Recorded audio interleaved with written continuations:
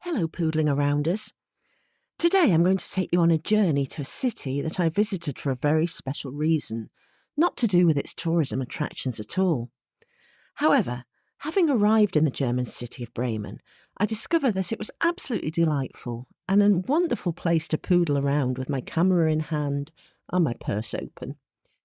I'm absolutely thrilled that I can now share the delights of the city with you, thanks to my interviewee, Guido Klostermann, a tour guide in the city with 15 years' experience of taking tourists around or explaining all about Bremen in English, German, and Dutch. Ready to find out more? Well, here we go. Good morning, Guido. Thank you very much for joining me today. Morning, Jane. It's a pleasure. Yeah, great. Well, thank you. It's fantastic because, I visited Bremen recently and I wanted to share my experience of Bremen with other people. So it's lovely to have you here to talk to us because I'm sure that you'll know a lot more than I will know. So first of all, I should have said moin, shouldn't I? As that's a very local greeting in Bremen, isn't it? Have I got that right? Is that how you pronounce it? And why is this the greeting in Bremen? Is it dialect for Morgan? Yeah, your pronunciation was right. We say moin, and the origin of the word moin is still not clear. The similarity of the word moin to the Low German expression moi, good, beautiful, cannot be denied. So it's therefore assumed that the saying moin Tag, so Low German for have a nice day, became the short form moin. Ah, I see. Right. Because you see it everywhere, This don't is you? On fridge magnets, postcards. It's all over the place, isn't it? Tea towels. It's so quite a moin. yes. Moin. Yeah, we make jokes in the north of Germany. It's often heard the moin moin. People say here you are too talkative for us. Then it's with a twinkling eye, you know. But it's nice. It's you use it all around the clock, even at midnight. Moin. Yeah, Ah, right. but Okay. just to welcome each other. Hmm. And tschüss when you want to leave, yeah? Exactly. Okay. So moving on to set the scene for our listeners, Bremen is in northern Germany, isn't it? Southwest of Hamburg and east of the Netherlands. So when was the city of Bremen first established? Yeah, it depends. From the archaeology, we know that the settlers were here about 2,000 years ago. They were Mm. searching for a safe place close to the river Weser, who is seabound. So the area was in the old days often flooded. So, and the last ice age left a sand dune here where Bremen is. So this was attractive for the settlers to find a safe space, so 2,000 years ago.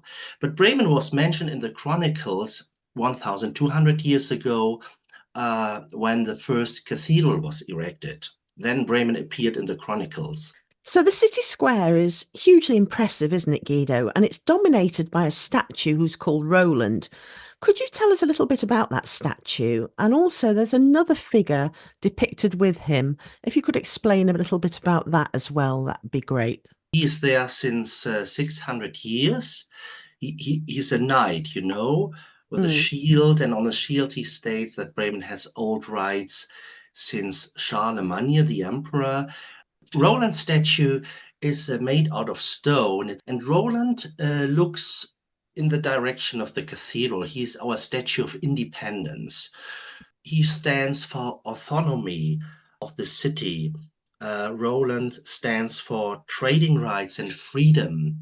And between his feet, we find a person And according to an old legend, Countess Emma von Lesum had promised the people of Bremen as much pasture land as one of the people could walk round in a day. The brother-in-law, Benno of Saxony, who was present, feared for his inheritance and asked Emma to allow him to choose the person who would run. Emma agreed. Benno appointed a disabled man, hoping that he would only manage a little. Emma saw through this. He blessed the man, allowing him to walk again. The man walked round a large area. He was said to be depicted at Roland's feet.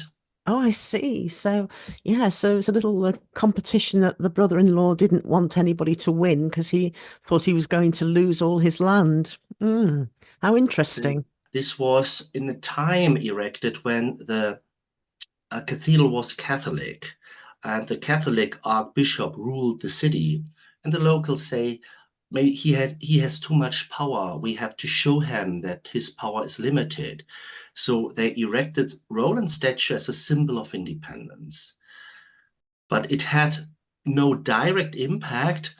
100 years later, the Reformation reached Bremen, and this meant that the time of the archbishops ended in Bremen. So the cathedral changed from Catholic to Evangelist Lutheran. Ah, I see.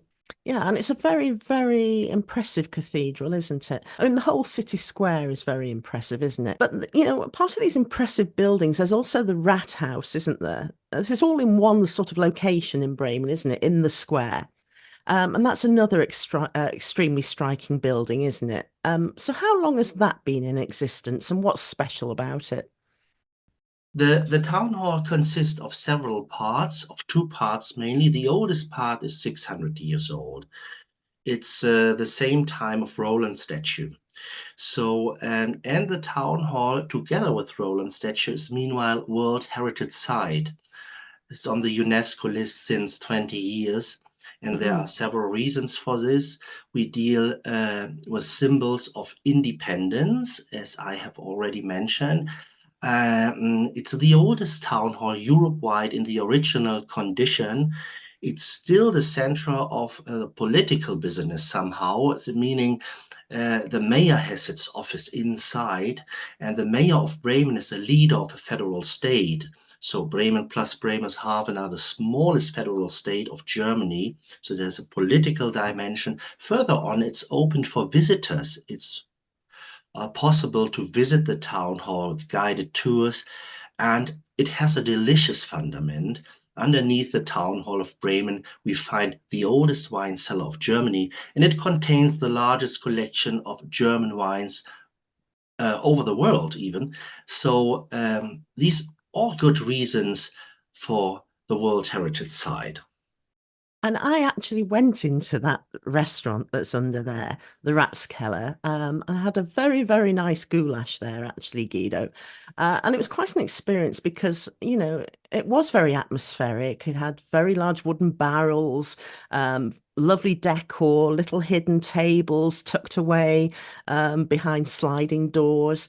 And also, what really impressed me, a robot waiter. So, from what you're saying, it's definitely one of the restaurants to visit in Bremen, isn't it? But there's probably a lot more, aren't there, that are really fantastic. That's true. The Ratskeller is one option for local cuisine, but visitors to Bremen city center have a lot of more options for lovely restaurants with local cuisine near the market, for example, the market square in the Böttcherstraße or at Schnoor, the oldest still existing living quarter, along the river promenade. So you have a lot of options, and we have weekly markets where you can find some street food. So yeah, Mm, and this is what I like a lot. Bremen has a quite compact city center. yes. If you imagine a square with a length of 400 meters, Mm, all fits in it.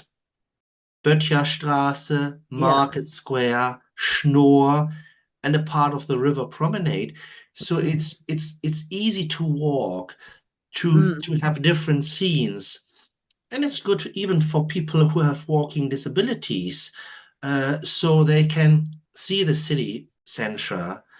It's easy, and this is Yeah. what if you go to other cities, you have sites, but they are far too far away from each other. In Yes. Bremen, it's focused. And going back to the square, the cathedral, can you actually go into the cathedral and what can you see inside there? Yeah, the cathedral is a very impressive building in Bremen. You can go inside if it's open. You find there lovely windows. You have the west and east crypt. There is a cathedral museum inside. The Bible garden behind the cathedral is very beautiful. And you can join lunchtime devotions or church services, and they have a few organs in the cathedral, five organs. So Mm. sometimes there are organ concerts. They are very beautiful, Yes, I very can nice. imagine. And very atmospheric, I would think, inside that building as well, because it must be a great venue for the music to be playing. And talking about music, Bremen is known as a city of music, isn't it? And I think that if you go there, a visitor can't help but notice that everywhere you look, there's this logo of four animals standing on top of one another: a donkey, a dog, a cat, and a cockerel. And this relates to a statue called the Town Musicians, doesn't it? Can you tell us about that statue and why visitors should go to see it? Well, people consider the statue of the town musicians, who is located next to the town hall. This is the must-have photo stop, of one of the must-have photo stop. It's a bronze statue, and you find these four animals: a donkey, a dog, a cat, and a cockerel rooster. And the bronze statue, the front legs of the donkey are shiny. Mm, People touch them, one hand to the left leg, the other hand to the right leg, and they think a wish. They believe that the wish may come true afterwards. But you may not talk about it until it isn't true, true. come true. Um, but later you may tell. Yes, this statue is also quite important, isn't it? Because it relates to a Brothers Grimm fairy tale, doesn't it? Yeah, that's correct. And am I right in thinking that these animals were escaping and they came to Bremen? Is that how the fairy tale works? Yes, these animals were working at a farm, and they became old, too old to work. And the farmer and his wife, they were mean. They say, the animals, we don't need them anymore. We will not feed them anymore. And so they wanted to shoot the dog, as he wasn't a good watchdog anymore. They wanted to drown the cat, as she was too lazy, too slow to hound mice. She was laying on the oven all day long. They wanted to put the cockerel, the rooster, into the soup next Sunday. And the animals were Oh, listening, and they were so disappointed and say, something better than the death we will find anywhere else in the world. And they get a new perspective. They say, we would like to become town musicians in Bremen. So they went off, and they were marching towards Bremen, but it was a long walk, longer than they could manage in one day. So at night they came to a forest to rest, and in the forest at night they found a house lighted from the inside. The animals were too small to look through the windows, so they went on the back of each other. And the cockerel, the rooster at the top, he managed to look through the window. And they saw a group of men inside, and they went through the windows and the gate, making music with their typical noises. And this was so shocking for the people inside that they went off. And it turned out it was a robber's den, a robber's hut. And oh. so uh, the robbers then later, one of the robbers at night, later, one of the robbers returned to check out what had happened. And he saw sparkling eyes in the windows, and he saw, oh, it's a witch. A witch occupies our house now. And he Mm. was kicked by the donkey. But the eyes were from the cat.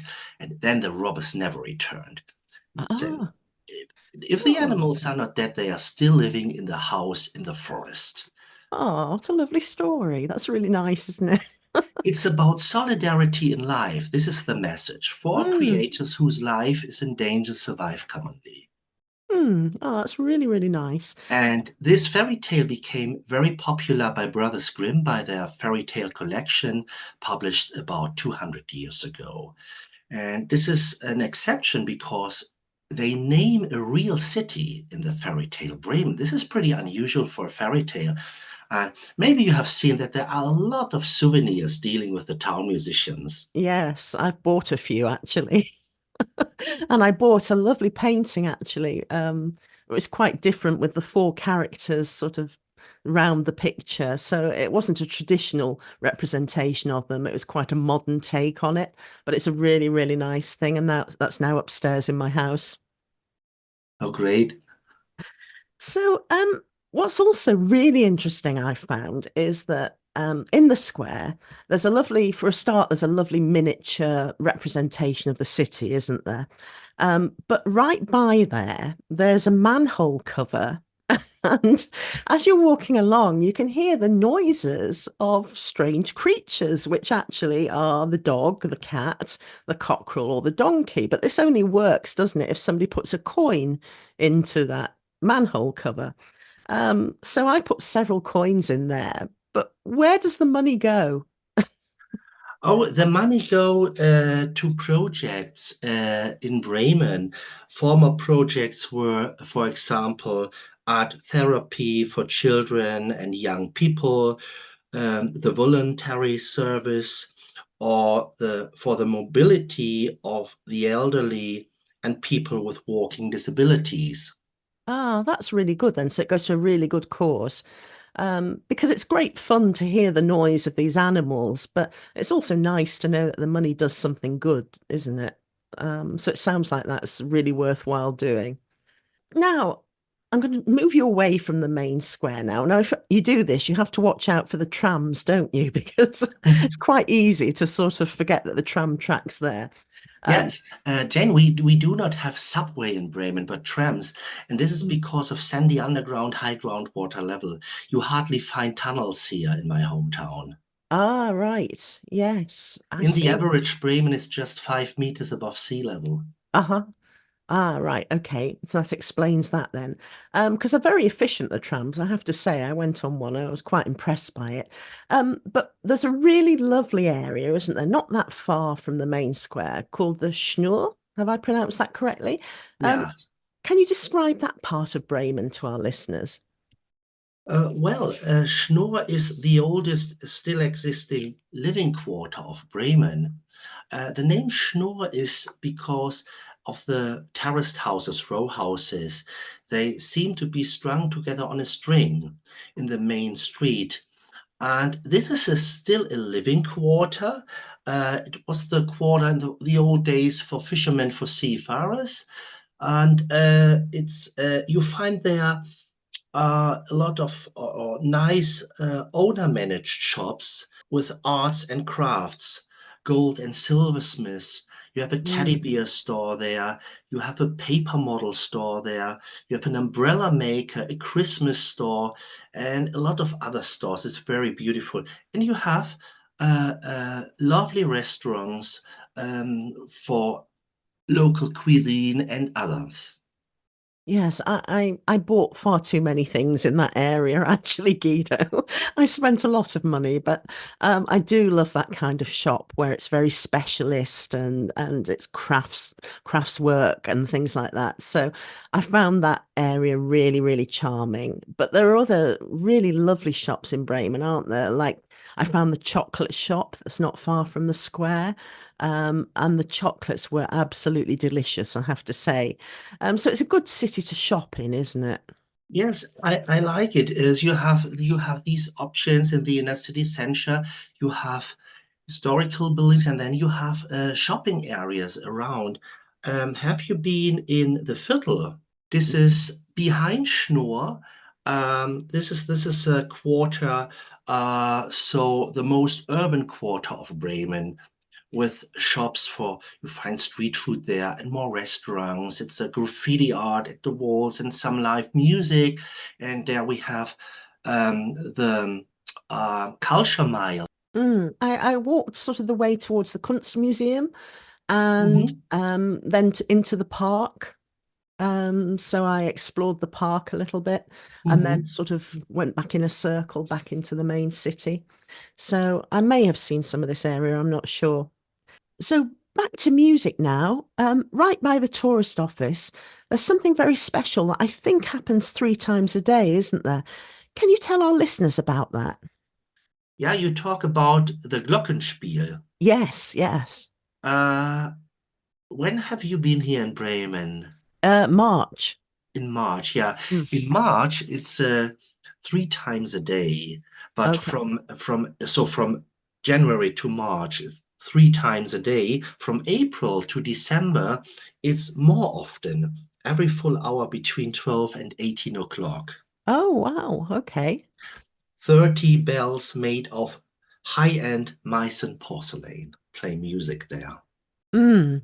And it's quite dramatic, isn't it? And it lasts quite a long time, doesn't it? I would estimate the long version is 7 or 8 minutes, Yes. roundabout. Yeah. And nobody gets bored, do they? Because there are also sort of sculptures or pieces of art that are circulating in a circular motion at the same time, aren't there? Up on the top of the building.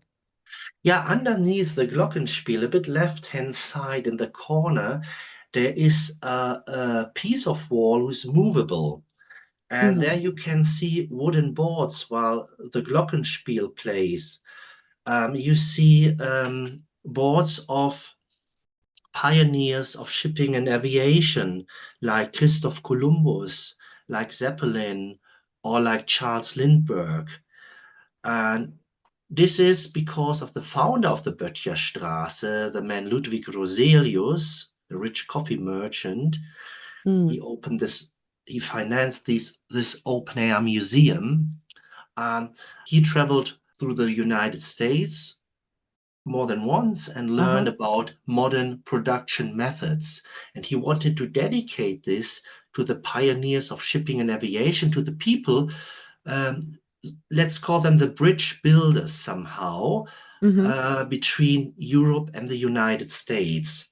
Ah, I see. Yeah. He said, "Me as a pioneer of industry, I would like to dedicate this boards or to other pioneers." The boards are carved. It's carving art. Mm. By was done by uh, the artist Bernhard Höttger, and we find a lot of his art in the Böttcherstraße. Ah, I see. Mm.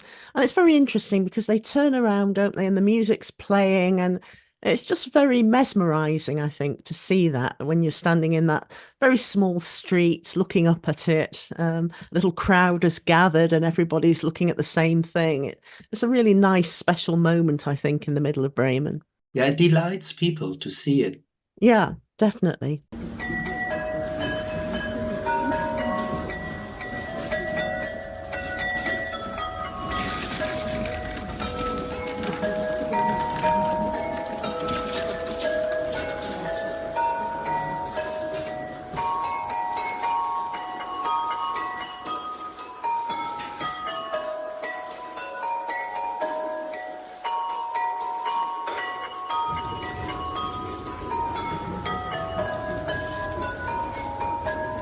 The Böttcherstraße is the shortest connection between the river and the market square.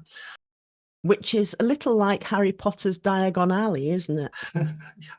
A school class said this to me once. Yeah, this is another must see in Bremen. And Böttcher means cooper or barrel maker.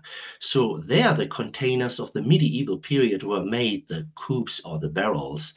And today it's a shopping street, and it's a street with a restaurant, and there you find the tourist information, by the way.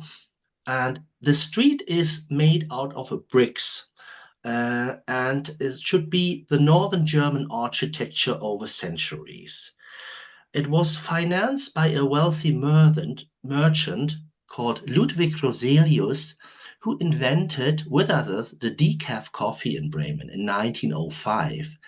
And this made him very rich, and he bought this old rotten street, let it partly tear down, and he erected what we see.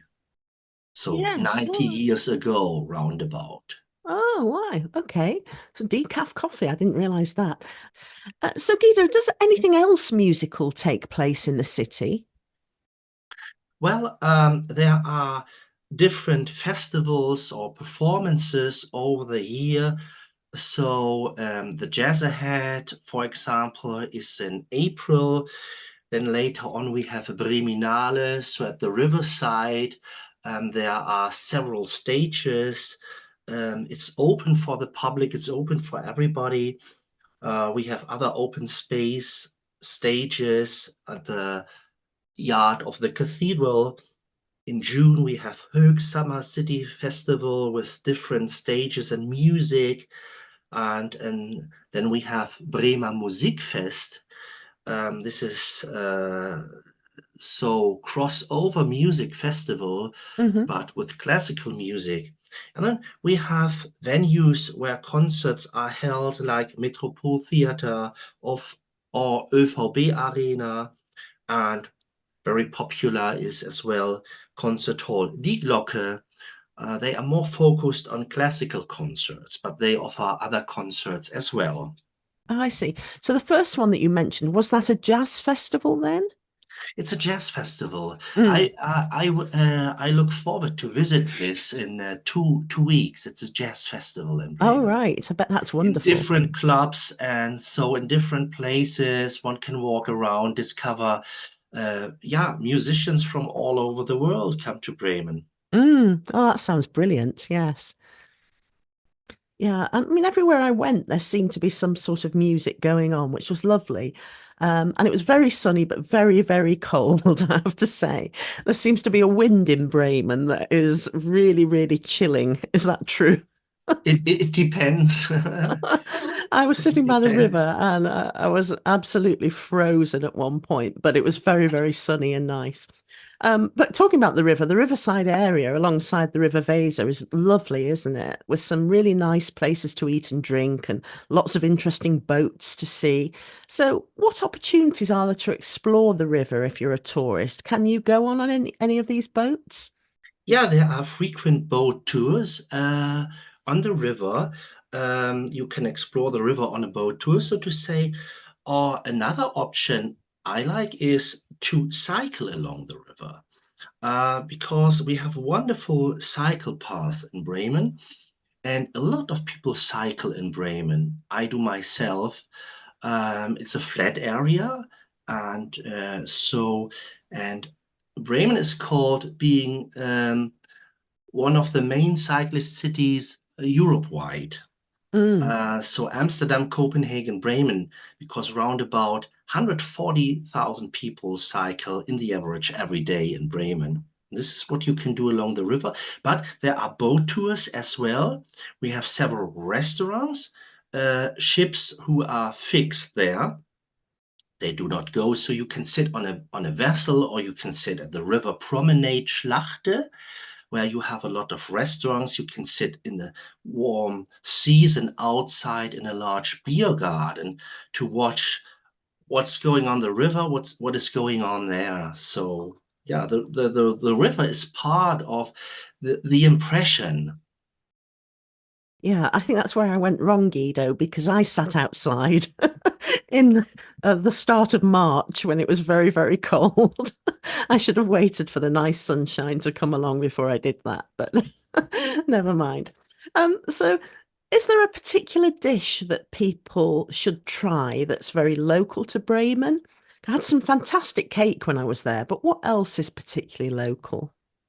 What cake was it you've got? Was it a Klaben? Well, I don't know how to pronounce it. Is it Sachertorte or Sackertorte? Sachertorte. Yeah, this is not so typical for Bremen. For Bremen, more Mm. Bremer Klaben. This is a rich winter fruit cake. Yeah, Klaben contains more fruit than Stollen, making it moister. Mm. This is typical for Bremen. It is meanwhile a geographically protected foodstuff. Klaben can only be called what comes from Bremen or the immediate neighborhood. Right. Okay. So Yeah. So a it's little bit like typical for Parmesan Bremen. in Italy, and it's got that kind of provenance that comes from Bremen. Yeah. So, is there anything that you would determine as being local cuisine in Bremen, Guido? Yeah, there are some sweets beside of Bremer Klaben. We talked about this already. For example, Bremer Kluten. This is peppermint as large as 2 cubes of sugar and half coated in dark chocolate. Then we have a Bremer Kaffeebrot. This is sliced white bread, which is coated with melted butter, sugar, and cinnamon. You dip it into the coffee, some do. Oh, uh-huh. Then we have called a candy called Bubbler. This is a long sugar stick flavored with peppermint. It's said to Mm. be the longest cough sweet in the world. Oh, really? Are there any savory dishes as well that are considered local cuisine? Yeah, we have, for example, Lapskaus. This is famous in north of Germany in general. This consists of smashed potatoes, red beet, and corned beef. Hmm. This is available all year long. Then we have in the cold season, let's say it, Kohl und Pinkel. So this is kale and sausage. So a generous dish of kale, known as Grünkohl, so meaning green cabbage. Yeah. And you eat it with Kassler, so smoked pork, with belly pork, and Pinkel. This is a sausage. That sounds interesting. And then we have finally Knip. This is a sausage made with groats and meat, similar to Pinkel, which belongs to the mentioned food, Kohl und Pinkel. The And Knip is fried until crispy. okay. Yeah, I saw that on menus, but I didn't know what it was, so I didn't try that. But yeah, it sounds interesting. And Bremen's also known for its association with Beck's Lager, isn't it? Can people tour the Beck's factory? yes, they can do. The Bags Factory, there is a public tour in English every day except Sunday Mm, at 3 p.m. okay. But you have to book this in advance. Right. Okay, so that's what people need to do if they want to go on that. Yeah, and you can go with groups. Then you have other options, right? Hmm. But if you go as a single person or as a couple, you they are open to us Right. once Yeah. a day except Sunday. Yeah. Okay. And then I think there's also a Mercedes factory, isn't there? Can you tour that? Is that possible? There's a public tour in English every Friday, 2:30 p.m. And do you have to And book that as well? in advance, yeah, it's very Hmm. popular there to see Mercedes factory. It's the largest private employee in town. Ah, right. Okay. Mm. So a lot of people work there as well. Hmm. Yeah. Around Um, about 12,000 oh employees. gosh, that is a lot, isn't it? Um, and there's also a really interesting museum which I didn't explore personally, but it's all about science and it's called the Universal. Yeah. Why is that worth visiting? Oh, the Universum. I have been there a few days ago with my daughter, Mm, and we love it because I would consider Universum Science Center, it's a playground for adults and kids. It's an interactive museum. You can learn about sciences. You can try out things. You become an explorer yourself. And this is really fun. And yeah, we like it. We like it a lot. yeah, I'll have to go back and visit there. A few things I've missed that I need to go back and do, I think. So apart from the music festivals, is there anything else that happens in Bremen over the course of the year? Yeah, we have, for example, over the year, we have an artistic and open circus festival somehow. So people perform in the inner city center. This is in a weekend. We call it La Strada. And then we have fun fairs in the year in Bremen. So At the present stage, we have a smaller fun fair we call Osterwiese, so it's with Easter holiday. And in the second half of October, we have Bremer Freimarkt. This is the larger fairground festival. And not to forget the Christmas markets. The Christmas markets are also very appealing. On the historic market square with the cathedral and town hall, there are beautiful wooden huts lit up for Christmas. The Christmas markets in the city center on the market square and on the riverside promenade Schlachte start in the last week of November and run until December 23rd. These markets alone are a good reason to visit Bremen. Mm. Oh, you've tempted me now. I've been to Vienna Christmas market, but I can imagine it would be beautiful in Bremen. So yes, I'll have to think about that. Um, and is there anything else that we've not talked about? Something unknown that people should see in Bremen? What else might there be that I've not discovered myself?